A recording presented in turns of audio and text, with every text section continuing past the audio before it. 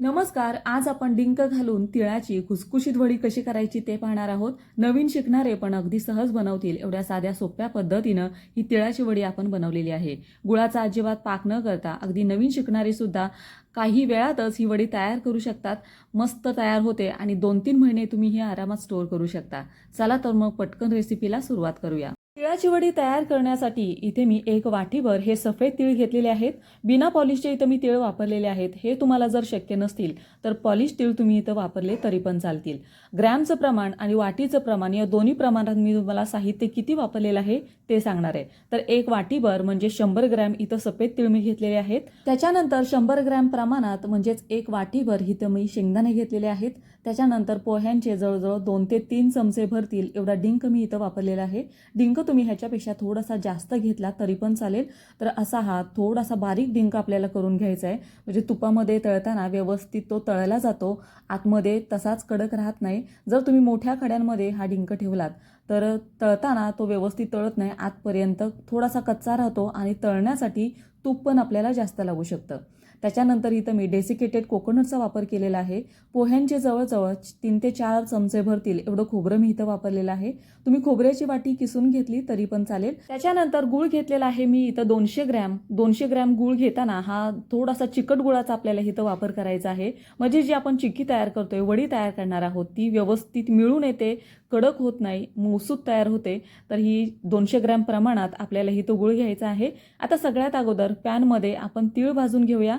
तीळ भाजत असताना गॅसचा फ्लेम मीडियम ठेवायचा आणि मीडियम आचेवरतीच हे तीळ आपल्याला भाजून घ्यायचे आहेत. गॅसचा फ्लेम मोठा केला तर हे पटकन करपले जातील. असे तीळ भाजून घेतले ना की ते चवीला चांगले लागतात आणि जी आपण वडी तयार करतोय ती खूप दिवस टिकते, त्याचा वास येत नाही. म्हणून सगळ्यात अगोदर हे तीळ आपल्याला भाजून घ्यायचे आहे. या तिळामध्ये भरपूर प्रमाणात कॅल्शियम असतं, त्याच्यामुळे हाडं मजबूत होण्यासाठी या तिळाचा खूप सारा फायदा होतो. त्याच्यानंतर आपण इथं शेंगदाणे भाजून घेऊया. शेंगदाणे पण हलकेसे डाग पडेपर्यंत आपल्याला भाजून घ्यायचे आहेत, म्हणजे ह्याच्यावरती सालं आहेत ती उकलेपर्यंत शेंगदाणे आपल्याला मस्त भाजून घ्यायचे.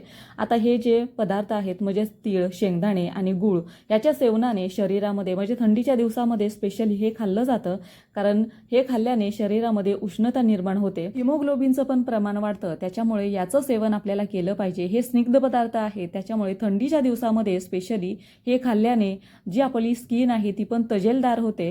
तर हे व्यवस्थित खोबरं पण आपण व्यवस्थित भाजलेलं आहे, हलकंसं ब्राऊन कलरवरती भाजून घ्यायचं.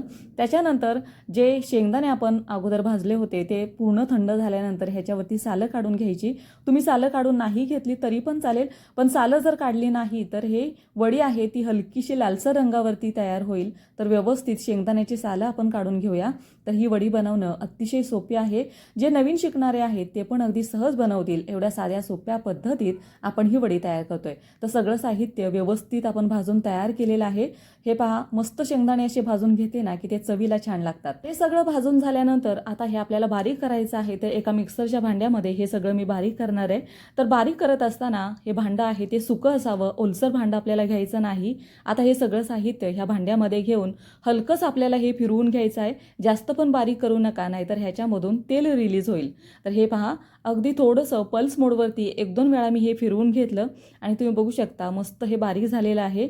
जास्त पण बारीक करू नका, थोडंसं जाडसर आपल्याला हे मिश्रण आहे ते ठेवायचं आहे, म्हणजे ह्याची वडी पण खाताना चांगली लागते, अजिबात टाळ्याला चिकटत नाही किंवा दातामध्ये चिकटत नाही. तर हे पहा, एवढं जाडसर आपल्याला हे ठेवायचं आहे. आता हे सगळं आपण व्यवस्थित बारीक केलेलं आहे. आता वडी तयार करण्यापूर्वी एका ताटाला व्यवस्थित आपण तूप लावून घेऊया. हे मी ताटामध्ये काढणार आहे, पण तुम्हाला जर एखाद्या ट्रेमध्ये किंवा दुसऱ्या कोणत्या भांड्यामध्ये जर तुम्ही हे काढत असलात तर ते पण तुम्ही काढून घेऊ शकता, पण मी इथं ताटाचा वापर करणार आहे. आता ह्या ताटाला थोडंसं इथं तूप लावून घेऊया. तर असं तूप लावून घेतलं ना, ताट अगोदरच तयार करून घेतलं की वडीचं मिश्रण आहे ते जास्त वेळ सुकत नाही, पटकन आपण ह्याची वडी थापायला घेऊ शकतो. त्याच्यामुळे अगोदरच ह्या ताटाला तूप लावून घ्यायचं आणि ताटाला तूप लावलं की मी इथे गॅसवरती कढई ठेवलेली आहे. कढईमध्ये 1 चमचाभर मी इथं तूप टाकलेलं आहे, कारण तुपामध्ये आपल्याला डिंक तळून घ्यायचं आहे. तसं तर वडी बनवताना तुपाचा जास्त वापर आपण करत नाही, पण मी इथं डिंकाचा वापर करणार आहे वडीमध्ये, त्याच्यामुळे डिंक तळण्यासाठी थोडासा तूप आपल्याला इथं जास्त लागू शकतं. तर डिंक तळत असताना असा व्यवस्थित डिंक आहे तो बारीक करून घ्यायचा, म्हणजे ह्याच्या लाह्या व्यवस्थित तयार होतात, आतमध्ये डिंक कच्चा राहत नाही. आता हा डिंक खाल्ल्याने पण हाडं मजबूत होतात, शरीरासाठी अतिशय फायदेशीर आहे. त्याच्यामुळे डिंकाचं सेवन ह्या थंडीच्या दिवसांमध्ये तुम्ही आवर्जून करा. हाडं मजबूत होतात आणि ह्याच्यामुळे जे पण आपली पचनक्रिया आहे ती सुधारते. तर डिंक मस्त आपला तळून तयार झालेला आहे. डिंक तुम्ही ह्याच्यापेक्षा जास्त वापरला तरी पण चालेल. वडी अजिबात तुमची खराब होणार नाही. तर दुसरा पण डिंक जो शिल्लक आहे तो पण मी व्यवस्थित असा भाजून घेतला.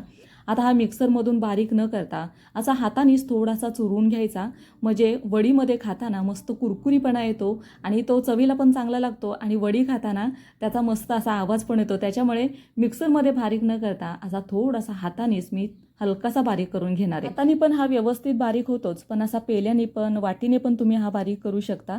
तर व्यवस्थित डिंक बारीक झालेला आहे. आता हा डिंक तळण्यासाठी जे आपण तूप वापरलं होतं ते कढईमध्ये थोडंसं जास्त प्रमाणात आहे. तर त्याच्यातलं तूप मी थोडंसं काढून घेणार आहे, कारण वडी बनवण्यासाठी जास्त तुपाचा आपल्याला इथं वापर करायचा नाही. फक्त 1 ते 2 चमचे तूपच आपल्याला इथं वापरायचं आहे.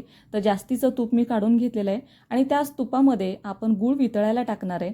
आता हा गूळ पटकन वितळण्यासाठी तुम्ही हा गूळ किसणीने तरी किसून घ्या, नाही तर सुरीच्या साह्याने तरी व्यवस्थित बारीक करून घ्या. मोठ्या प्रमाणात, म्हणजे तसाच जर गूळ तुम्ही वितळायला ठेवला तर गूळ वितळायला जास्त वेळ लागेल. असा बारीक करून घेतला ना की गूळ पटकन वितळतो. आणि जे गूळ तुम्ही वापरणार आहात तो थोडासा चिकट गुळाचा इथं तुम्ही वापर करा, म्हणजे जे पण आपण चिक्की बनवतोय ती खुसखुशीत होते, जास्त कडक होत नाही. फक्त गूळ आपल्याला इथं वितळून घ्यायचा आहे. अजिबात आपल्याला 1 तारी पाक 2 तारी पाक असलं चेक न करता गूळ वितळला की लगेचच आपल्याला हे जे बारीक केलेलं साहित्य आहे ते घालून घ्यायचं आहे, म्हणजे पाक चेक करायची पण गरज लागत नाही तुम्हाला. पटकन ही वडी आहे ती तुम्ही तयार करू शकता. तर सगळं साहित्य मी इथं घातलेलं आहे. जे मिक्सरमधून जाडसर तीळ आणि शेंगदाणे आपण बारीक करून घेतले होते ते घालून घ्यायचे. आता हे जास्त पण हलवत बसायचं नाही. फक्त मिक्स झालं ना, ओलसरपणा ह्याला आला की लगेचच आपल्याला हे ताटामध्ये काढून घ्यायचं आहे. आता थोडासा सुगंध येण्यासाठी जायफळ पावडर आणि वेलची पावडर मी इथं साखरेमध्ये बारीक करून घातलेली आहे. आता हे व्यवस्थित बारीक करायचं. परत एकदा सांगते, हे मिश्रण जास्त पण आपल्याला असं हलवत बसायचं नाही. जास्त जर तुम्ही हे हलवत बसलं तर हा गूळ आहे तो परत कडक व्हायला सुरुवात होते. त्याच्यामुळे जास्त न हलवता थोडंसं हलवायचं. थोडंसं सगळं मिक्स हे झालं की लगेचच आपल्याला हे ताटामध्ये ओतून घ्यायचं आहे. त्याच्यामुळे ताट आपल्याला सुरुवातीलाच तयार करून ठेवायचं आहे, म्हणजे ताटाला तूप लावून ठेवायचं आहे. आता हे व्यवस्थित आपल्याला एकसारखं थापून घ्यायचं आहे. तुम्ही चमच्याच्या साह्याने थापू शकता किंवा एखाद्या पेलाच्या साह्याने हे व्यवस्थित असं सेट करून घ्या. तर व्यवस्थित मी हे सेट करून घेतलेलं आहे. आता हे थोड्या वेळासाठी, जवळजवळ 10 ते 15 मिनिटासाठी हे थंड होऊन द्या. व्यवस्थित थंड झालं की ह्याच्या आपल्याला हे मधूनच तुमच्या आवडीप्रमाणे ह्याचे काप घालून घ्या. तर ही वडी काही वेळातच तुम्ही तयार करू शकता. चवीला पण छान आहे, बनवायला पण सोपी आहे. असे डिंक घालून ही तिळाची वडी तुम्ही एकदा नक्की करून पहा. पौष्टिक आहे. तर आपण हे सगळी वडी तयार केलेली आहे. तर तुम्ही बघू शकता मस्त छान असे स्क्वेअरमध्ये आपले हे तुकडे आहेत ते निघालेले आहेत. या पद्धतीनं एकदा ही वडी नक्की करा आणि व्हिडिओ आवडला असेल तर तुमच्या मित्रमैत्रिणींबरोबर पण शेअर करा. आणि स्पेशली थंडीच्या दिवसात ह्याचं सेवन केलं जातं. डिंक वगैरे आपण घातलेलं आहे त्याच्यामुळे चवीला तर वेगळी लागतेच, तेवढीच पौष्टिक पण आहे. तर मस्त खुसखुशीत अगदी तोंडामध्ये टाकताच विरघळणारी वडी आपली तयार झालेली आहे. 2-3 महिनेही तुम्ही स्टोअर करून ठेवली तरी अजिबात खराब होत नाही. तर तुम्हाला हा व्हिडिओ आवडला असेल तर तुमच्या मित्रमैत्रिणींबरोबर पण शेअर करा. चला तर मग पुन्हा भेटूया असे